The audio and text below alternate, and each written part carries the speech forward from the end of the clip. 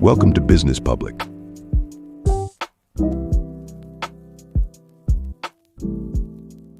Bonjour à tous, bienvenue dans le podcast Business Public. Alors Business Public, vous le savez, c'est le podcast qui décrypte les relations entre les entreprises privées et les collectivités. On essaie toujours d'avoir les collectivités de toutes les tailles, de toutes les régions de France et d'ailleurs. Et aujourd'hui, je suis ravi de recevoir Éric Berlivet, qui est maire de Roche-la-Molière. Bonjour Éric. Bonjour. Alors Éric, pour commencer, déjà merci beaucoup d'avoir accepté de participer au podcast, de prendre le temps de venir nous voir. La première question, tu es maire de Roche-la-Molière. Pourquoi tu es maire de Roche-la-Molière? Qu'est-ce qui t'a amené à être maire de Roche-la-Molière? Est-ce que tu as toujours voulu être le maire de Roche-la-Molière? Explique-nous un petit peu ton parcours et aussi d'expliquer un petit peu la spécificité de la ville. Alors, pourquoi je suis maire? En fait, à l'origine, je me suis dit, plutôt que de critiquer ceux qui sont en place, je vais prendre leur place. Et donc, c'est ce que j'ai fait. C'était pas plus compliqué que ça. Ouais. Et donc, maintenant, on peut me critiquer parce que je suis en place. Donc, ceux qui ont envie de prendre la place, je pense que c'est le meilleur système. Moi, plutôt que de critiquer de façon passive, comme on voit un peu sur les réseaux sociaux, les yaka faucons, et je dis, allez-y, il n'y a pas de problème. Donc, j'y suis allé. J'ai été élu en 2014. T'avais une expérience politique avant ou Absolument pas, jamais. Ok. Non.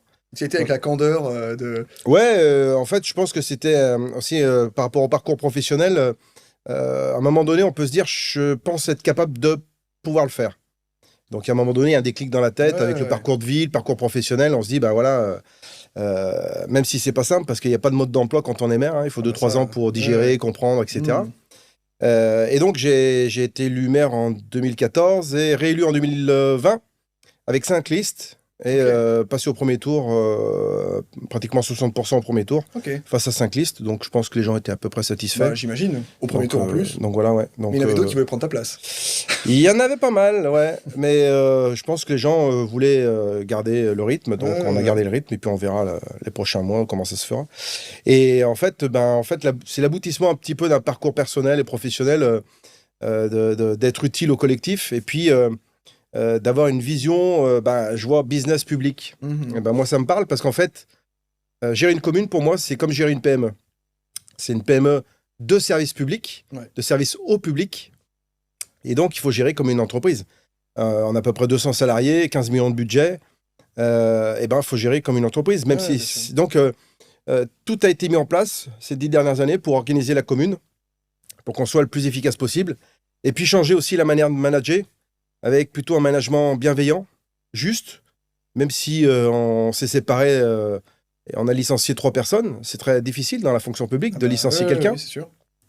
Mais à un moment donné, il faut être juste. Et quand on est juste, transparent et intègre, on a les équipes qui suivent et puis on essaie de faire le meilleur boulot possible, quoi. Donc tu dis que depuis que tu as été élu, vous avez changé beaucoup de choses. Ça veut dire aussi que certainement vous avez mis en place des innovations. Alors innovation, c'est un mot un peu large, parce que ça peut être des innovations technologiques, ça peut être des innovations, comme tu disais, sur les méthodes de management, ça peut être sur plein de choses. Donc nous, ce qui nous intéresse, c'est ça, c'est comment l'innovation, elle naît dans une ville. Qu'est-ce qui fait qu'à un moment, il y a un déclic de dire, allez, on va se lancer dans ce projet, c'est nouveau, ça va pas forcément être facile, ça change du quotidien, il va falloir un petit peu changer les esprits. Donc, comment ça vient? Est-ce que c'est toi, Éric, qui te dis « j'ai ce sentiment que c'est la direction qu'il faut prendre » Est-ce que c'est des retours des habitants de la ville qui te disent « ah tiens, c'est la merde avec machin, faut régler ça, etc. » C'est certainement un mélange de tout ça, mais comment ça vient? Alors en fait, c'est né de l'engagement aussi. Dans mon parcours de vie, j'ai essayé toujours de chercher des solutions avec peu de moyens. En fait, la frugalité, quoi. Système D. Il faut trouver les solutions. Et donc, il faut... c'est un peu l'adage en France, on n'a pas de pétrole, mais on a des idées. On aimerait bien avoir un peu plus de pétrole, des fois. Mais surtout en ce moment, il y a des pays qui ont beaucoup de pétrole et ils font ce qu'ils veulent. Mais nous, on n'a que des idées. Et... ils peuvent les mettre en œuvre. Voilà, c'est ça. Donc, en fait, voilà. Donc, c'est d'essayer de se débrouiller. Et donc, forcément, de chercher des solutions et des idées pratiques qui améliorent la qualité de vie des habitants. C'est ça ton leitmotiv, je veux dire, c'est... Il y a l'innovation, tu la mets en place pour la qualité de vie? Bien sûr. Ou est-ce qu'il y a un sujet aussi de budget, revenus supplémentaires, économie, etc. Alors, il y a toujours le budget en permanence en lien. Ouais. C'est-à-dire que c'est pas nos limites, quoi. Et à un moment donné, c'est qu'est-ce qu'on fait pour améliorer la vie des habitants ou d'adapter les services à la vie d'aujourd'hui. Ouais. Parce qu'en fait, tout évolue et il faut qu'on adapte. Aujourd'hui, par exemple, dans notre maison de retraite, on va faire une maison de retraite 4.0 ou 8.0, je sais pas comment on dit, ou je sais pas où on en est maintenant. Ouais, voilà, on y va. Donc on installe la fibre avec tous les services en lien, la Wi-Fi, la téléphonie, l'écran connecté pour que les familles puissent parler, les papis mamies avec la télécommande sur l'écran de leur télévision pour qu'ils puissent parler en direct. Là, dans l'année, on va mettre tout ça en place, par exemple. Mais on est dans le pratico-pratique, dans l'usage. Il y a une nouvelle génération qui arrive en maison de retraite qui maintenant utilise un peu Facebook. Donc il faut qu'ils aient les outils numériques pour que ce soit simple. Ouais, les vieux de demain, c'est les jeunes d'aujourd'hui. C'est ça. C'est ça. Donc il faut qu'on anticipe et qu'on évolue toutes nos stratégies politiques pour les 20 ou 30 ans qui viennent. Donc tout est lié. En 2014, quand on est arrivé sur la commune, qu'est-ce qu'on peut faire pour améliorer aussi le pouvoir d'achat des habitants?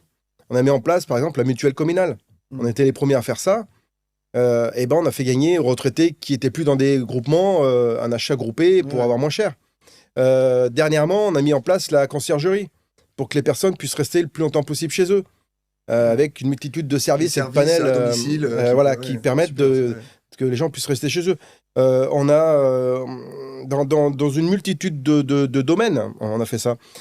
Moi, ma ville, c'est une ville minière, donc avec des mineurs historiquement, grise, triste, sombre, pas belle, pas attractive.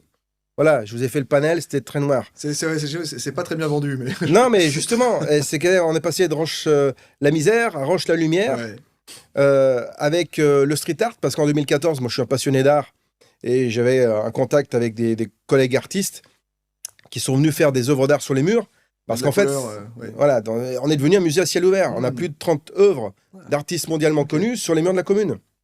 L'idée, c'est de se dire, eh ben, quand je tourne la tête, eh ben, faut pas que j'ai mon œil qui soit agressé par des choses qui soient pas belles.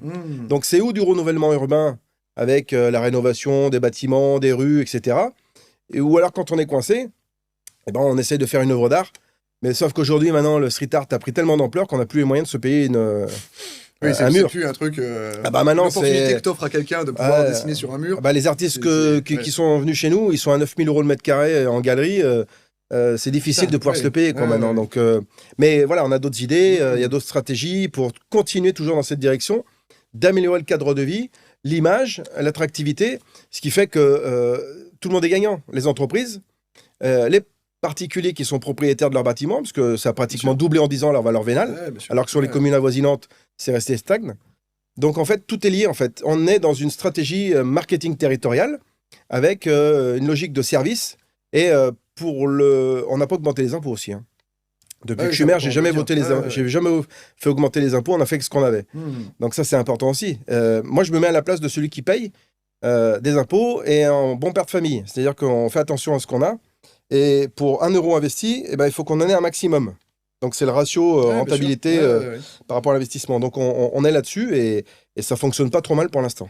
Et tu parlais justement des villes à côté. Est-ce que donc la qualité de vie, c'est évidemment un sujet parce que t'es administré, t'as envie que ça se passe bien, mais est-ce qu'il y a une compétition entre les villes? Est-ce que tu ressens une compétition ou est-ce que tu penses être dans une compétition entre les villes alentours pour attirer, que ce soit des business, des entreprises, des magasins, des chaînes, des je ne sais quoi, et des nouveaux résidents aussi, ou pas forcément? Alors, on n'est pas à la course aux habitants, on est à la course à la qualité de vie.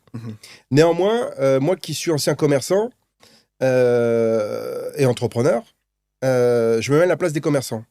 L'année dernière, sur ma commune, la moyenne des chiffres d'affaires déclarés, plus 20%.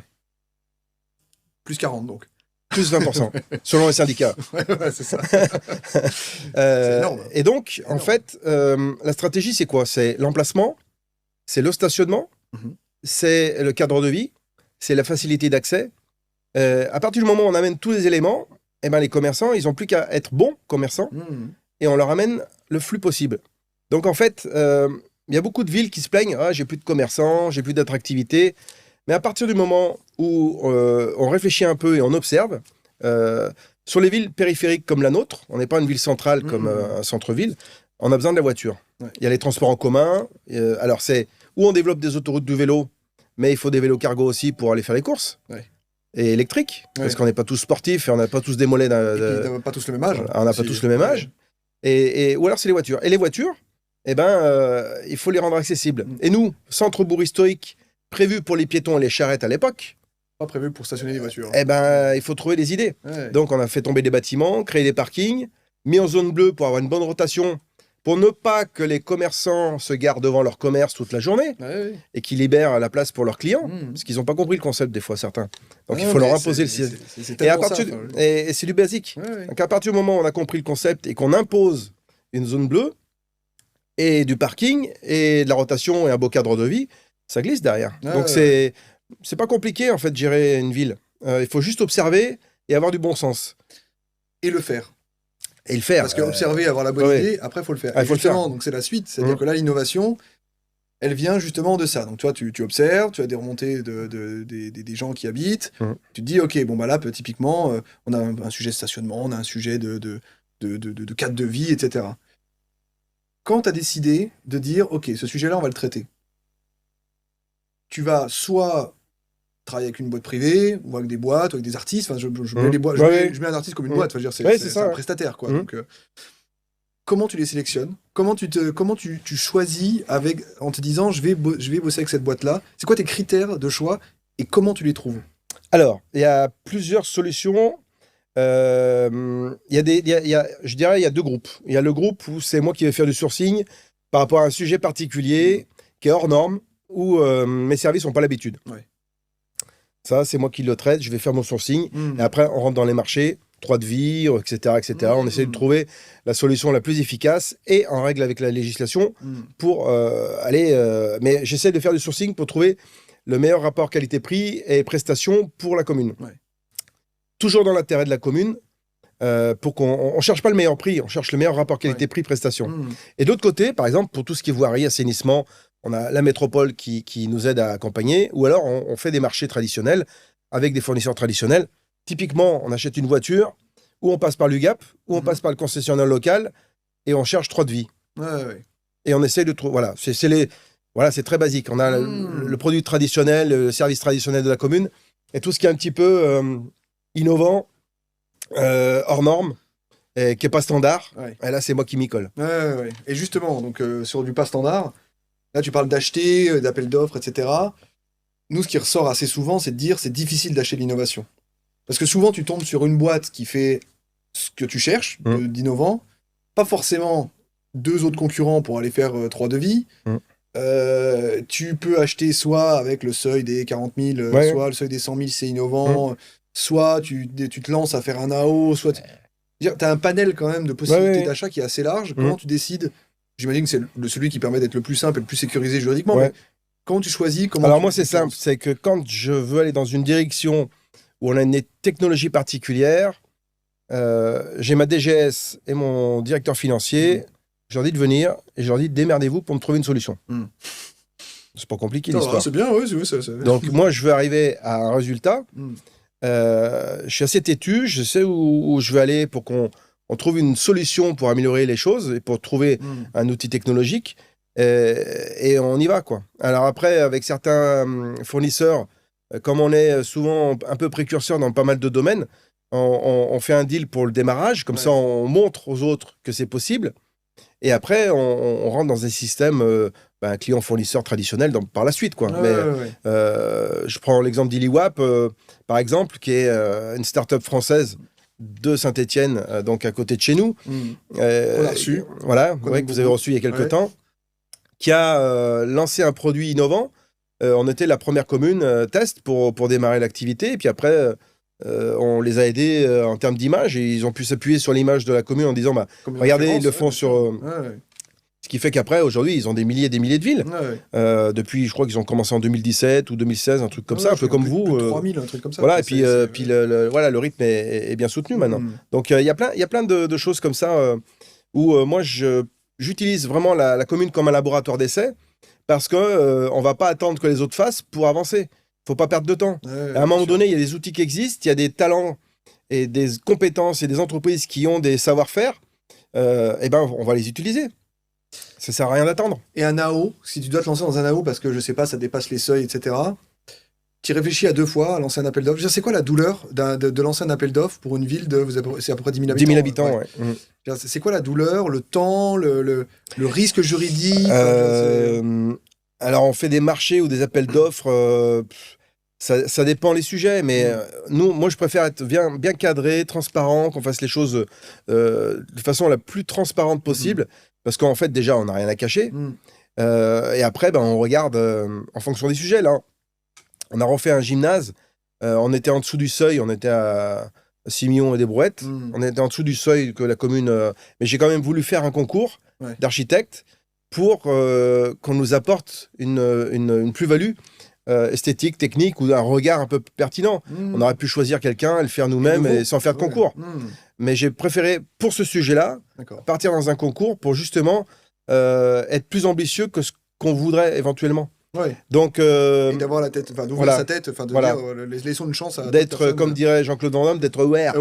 C'est ça. C'est une bonne façon d'être aware. Voilà, donc, et à tous les sujets, c'est-à-dire que moi je suis assez curieux parce que je m'intéresse alors aussi bien la technologie que les nouveaux usages ou les nouvelles façons de vivre et de fonctionner, parce qu'en fait, nous, en tant que maire, normalement, il faudrait qu'on ait une anticipation de 30 ans sur la gestion de la commune.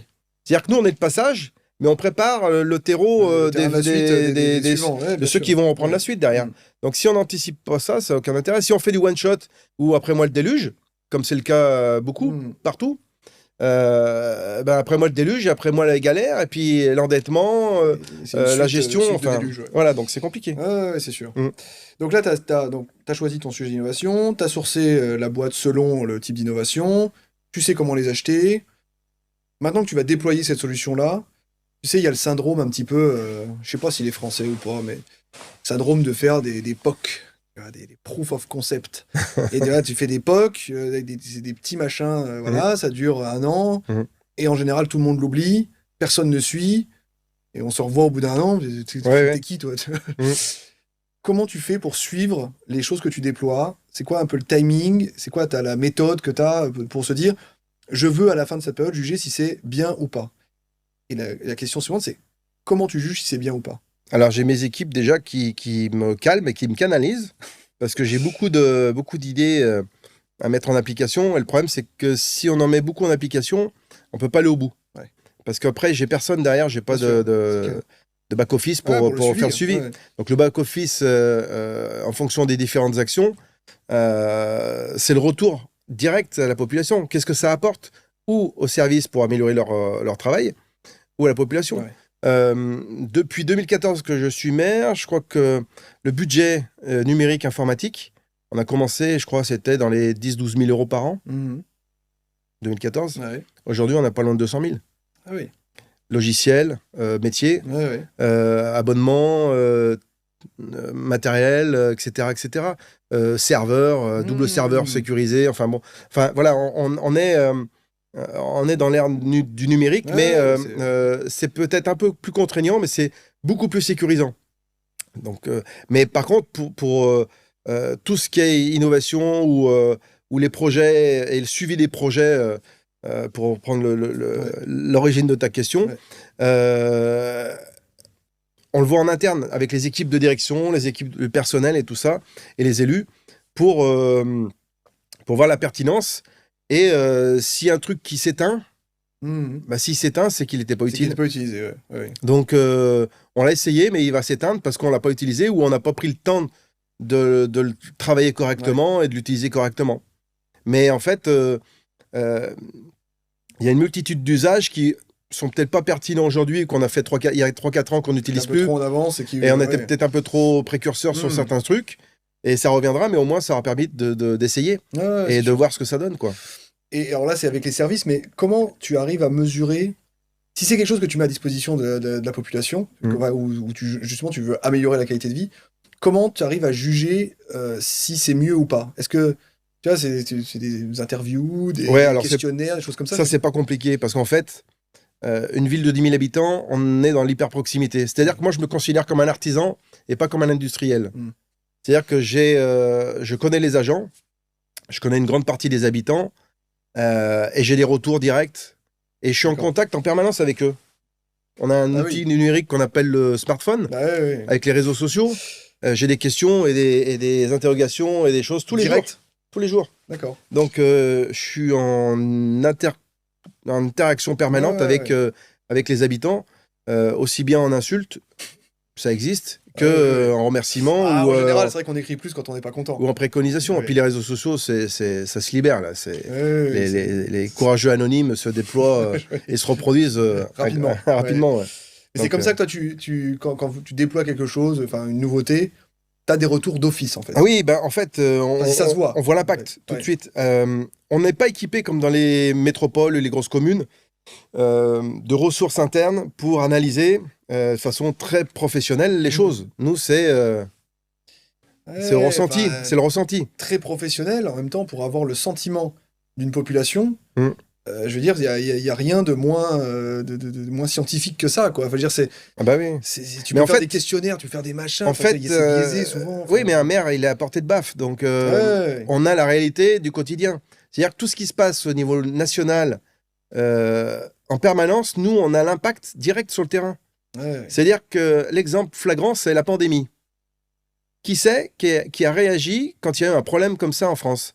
Les communes, tout de suite. On a trouvé des solutions. Nous, on était les premiers à distribuer des masques dans les boîtes aux lettres, à protéger, à organiser les choses. On se dirait, mais maintenant, c'est il y a longtemps. Non, c'est pas... Mais en fait, on voit très bien l'importance de la réactivité des communes et le phasage avec la réalité du terrain pour réagir et mettre en place des politiques pratiques et quotidiennes sur les communes. Donc, tous les outils numériques et technologiques, voilà, et je pense que ce qui est bien avec par exemple, les syndicats patronaux ou les syndicats d'élus, c'est de mutualiser ces expériences qu'on a sur le terrain, de les faire remonter. C'est pas tout le temps le cas, hein, malheureusement. C'est de mutualiser ces expériences positives qui font que les autres peuvent gagner du temps, quoi. Donc nous, c'est ce qu'on fait. On sert de laboratoire, beaucoup pour les autres aussi. Justement, ce que j'allais dire, vous avez lancé des tonnes d'initiatives, des idées qui ont fonctionné, des qui n'ont pas fonctionné. Et c'est le but du laboratoire, c'est ça. Bien sûr. Si on essaye et que ça marche tout le temps, c'est qu'on n'essaye pas assez. C'est ça, ouais. Mais comment...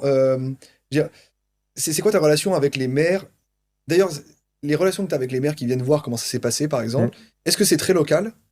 Ou est-ce que tu peux avoir des relations avec des villes qui sont très loin, mais qui ont les mêmes problématiques, même taille de ville, des choses comme ça? Non, mais... C'est quoi ton réseau d'élus avec qui tu partages ces expériences? Alors, il y a plusieurs associations, et puis après, il y a les suiveurs. Il y a ceux qui regardent ce qu'on fait sur les réseaux et qui, après, m'envoient un message ou m'appellent pour me dire, tiens, comment t'as fait? Et puis, c'est là qu'on passe le plat. Mais il y a des associations, l'association des maires de France, qui est très consensuelle et politisée. Ça te sert? Tu fais remonter des choses là-dedans ou pas? Non, il y a le congrès annuel. Non, c'est un club de notables. Ça t'a déjà aidé ou pas? Non. Où tu t'es dit, j'ai vu un truc au congrès des maires. C'est le salon qui est intéressant. Ouais, le salon, Le salon est intéressant. Le congrès, c'est très politique. Et puis chaque année, ça sort les mouchoirs, ça joue de la mandoline. Et puis voilà, donc on a l'habitude. Il y a des associations comme l'association des petites villes. Qui est intéressante parce que là, on est vraiment dans notre tranche de population et on est dans du pratico-pratique, on fait des échanges, on discute plus facilement entre élus. Et ils sont plus réactifs. L'association elle-même, pour nous, avoir discuté avec, ils te répondent. Oui, bien sûr. Et il y a Ville-de-France aussi, il y a quelques associations, les maires ruraux. Donc, moi, j'adhère à toutes les associations parce que chacune a sa sensibilité et des choses intéressantes. Après, je suis plus actif avec l'association des petites villes où je suis au conseil d'administration parce que, voilà... c'est ça qui me paraît le plus dynamique pour c'est là où... Voilà, exactement. Et après, il y a d'autres structures comme la mission Écotère ou d'autres structures spécifiques dans des métiers ou des univers qui sont pertinents. C'est comme les clubs d'entreprise pour les entreprises, c'est comme les syndicats patronaux pour les patrons. Mais il y a le tri, tu vois, de côté entreprise, il y a le tri à faire aussi, je veux dire. Évidemment. Il y en a des tonnes, et tu peux perdre ta santé à être partout. Donc c'est pour ça que côté élu, j'ai l'impression qu'il y a quand même une grosse diversité. Oui, et puis avec les années, je me suis fait mon réseau, quoi. Parce que plus de 10 ans d'être élu maire... en ayant fait mes petites choses sur la commune, en ayant fait avancer les choses aussi, puis on le regarde dans les chiffres, dans les stats et les chiffres. Je veux dire, moi, j'ai même pas argumenté, vous regardez et puis vous jugez, quoi. Donc, voilà. Mais... c'est certainement la bonne façon de faire. Mais Il faut juger sur les actes, pas sur les intentions. bah oui, oui, et puis les intentions, en tout cas, ça dure pas longtemps. Non. Donc, au moins, les actes, ça persiste. Exactement. Quand tu as développé, toi, une innovation que tu as trouvé bien, que tu as testée, Mm. le passage à l'échelle, si le passage à l'échelle Ouais. est nécessaire, comment tu le fais? Je veux dire, est-ce que là, à ce moment-là, tu vas aller chercher, je sais pas moi, du financement externe, des choses comme ça pour essayer de le. Ou tu te débrouilles toujours tout seul Alors, et on se débrouille souvent en interne. Ouais. Et après, j'envoie chasser mes équipes pour voir si on peut avoir des financements complémentaires. Mhm. Mais en fait, j'ai appris qu'avec les années, qu'on peut compter que sur soi. Ça, j'en suis certain. Alors, justement, quand on discute de ça avec la plupart des élus qui sont venus ici, ils nous parlent souvent du rôle du préfet. Ils nous disent, le préfet, alors ça va certainement dépendre Mm. des régions, hein, mais Mm. le préfet, c'est quand même la personne avec qui on peut avoir les discussions les plus concrètes, qui peut appuyer un dossier de financement, si ceci, cela. Oui. Oui ou non? De ton côté, Le préfet, ben, en fait, c'est pour les financements d'État. Mm. Si il y a des sujets ou des gros investissements, on fait une école, un gymnase, oui, ben, Ouais. on a besoin des fonds publics nationaux. Après, ben, il y a les autres. Hein. Il y a la région, le département, la métropole. Aujourd'hui, c'est la métropole qui nous apporte le plus, nous, sur la Ouais. commune. L'État, c'est un complément, c'est important aussi. Mais non, le préfet, c'est le premier représentant de l'État, donc forcément... T'es en on- interaction, je veux dire, avec lui? Oui, bien sûr, ouais, bien sûr. Ah ben, les maires sont en interaction avec le préfet obligatoirement. Mm. Si ceux qui ne le sont pas, faut se poser des questions, quoi. Ouais. Parce qu'en fait, nous, on est le dernier maillon du service public d'État sur les communes. Si on n'a pas de contact ou de réseau avec ou le secrétaire général ou le préfet, aucun intérêt. Ouais. Non, non, c'est important, bien sûr. Et puis, on est là aussi pour défendre le fonctionnement de nos institutions. Donc, on doit faire fusion avec le préfet. Ouais, d'accord. C'est vrai qu'à chaque fois, on nous parle de ce rôle du préfet qui est, pour la population générale, assez obscur. Je veux dire, le préfet. Ouais. On- Mais pour moi, le préfet, c'est pas un porte-monnaie. C'est un partenaire institutionnel. Ouais. Donc, il faut... alors, c'est sûr qu'il a peut-être des fonds, mais il y en a de moins en moins pour...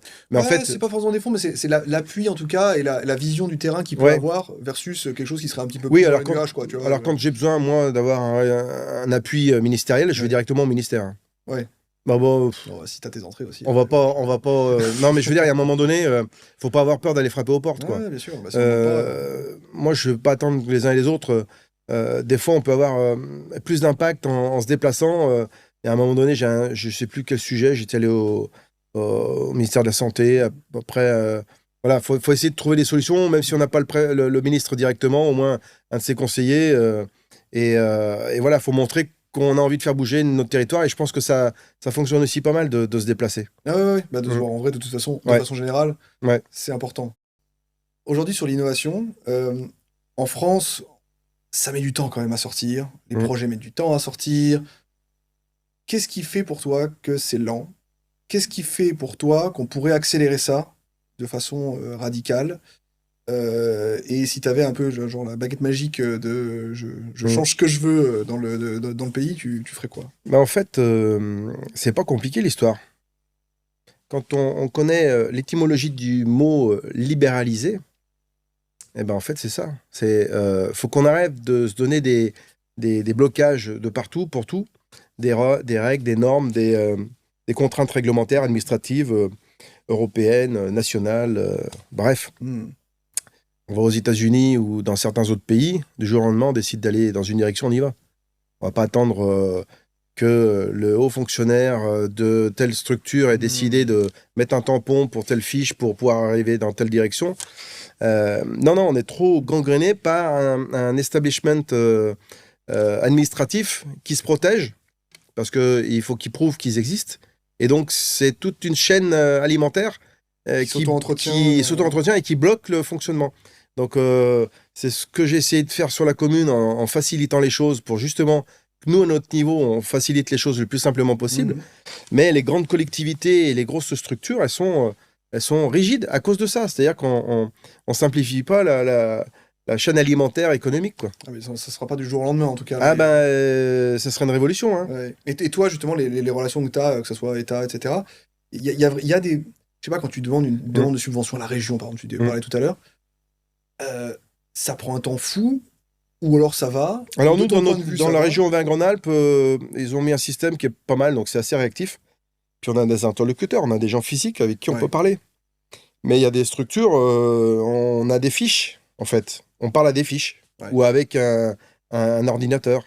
Ouais. Moi, Tu fais un dossier, puis voilà, ça c'est part, mais compliqué. tu sais pas qui Moi, va moi le lire. j'aimerais qu'on revienne comme il y a 50 ans. Allez, on tape dans la main, on y va. Ouais. Allez, j'ai confiance en toi, t'as confiance en moi, on y va. Eh ben non, ça marche plus, ça. Ah non, on Plus est compliqué, hein. malheureusement un petit peu loin de ça, mais bon. Non, c'est compliqué. Eric, qu'est-ce que je souhaite, alors à toi déjà, et à la ville pour les, allez, 10 prochaines années. Je vais pas te dire pour les 50 prochaines années, Ouais, mais pour ouais. les 10 prochaines années, qu'est-ce que je te souhaite? Alors pour la ville, eh ben, qu'on améliore encore la qualité de vie, le quotidien, et que les gens soient heureux sur la commune.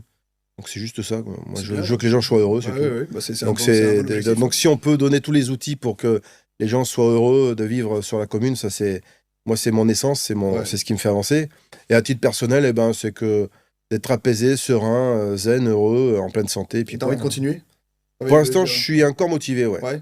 Et en fait, je m'étonne parce que dans tous les métiers que j'ai fait avant, je m'ennuyais vite parce que j'avais fait le tour du problème. Ouais, ouais. Là, j'ai toujours plein d'idées, plein de solutions, plein de choses à mettre en application. Et quand je me promène dans la rue et que les gens sont souriants et me disent merci, eh ben, ça booste, Je ça suis donne d'accord. envie de continuer, quoi. Ah, bah ça, je veux bien l'entendre, ouais. Donc rien que pour eux, j'ai envie de continuer, Ouais, quoi. ouais.